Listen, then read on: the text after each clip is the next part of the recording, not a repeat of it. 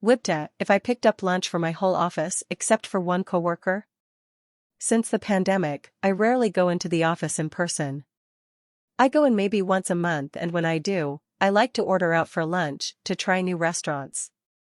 My coworkers noticed I was ordering fun lunches and wanted in, so now when I go into the office, I'll circulate an email inviting other people to order. If they Venmo me the cost of their food, I'll pick up the order from the restaurant. I am not making any profit here. Everyone pays for their own food, myself included.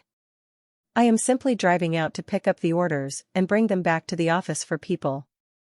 One of my coworkers orders every time I am in. The thing is, she is an extremely picky eater to the point that I don't know why she bothers trying new restaurants, since she is always unhappy.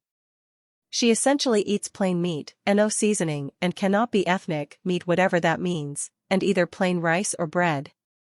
She does eat chicken nuggets and hamburgers and plain foods like that. She doesn't eat vegetables or dairy, and her food cannot have any seasoning, not even salt. If her meal comes with anything else, she gets upset. I've asked, and she doesn't not have any food allergies. She makes so many modifications and special requests to her orders, and somehow every restaurant always gets her orders wrong. She gets mad at me every time this happens. It's to the point where I open up her order at the restaurant before I leave, at her request, to double-check they prepared the food how she wants, but half the time I don't even know what to look for because her order is so specific. She's asked me to drive her food back, get a refund, etc. I think this is unreasonable and also would take time out of my workday. I am not a paid meal delivery service. For example, last week I went out and picked up Chipotle for everyone, about 10 people. For her order, she wanted white rice and carne asada with nothing else. I thought this would be easy. I did the pickup option, and in the store I sorted through the bags and opened her order. It looked right to me. When I got back to work, she was pissed. I guess she was mad that her bowl was not full enough.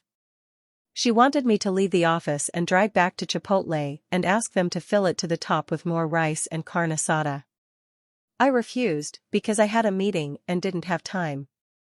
Also, I didn't think it was my job.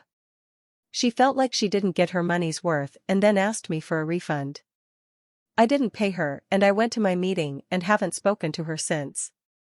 As more background, this woman works in a completely different department from me. She is in no way my supervisor or anything like that. Whipta, if I tell her I can't pick up her order anymore?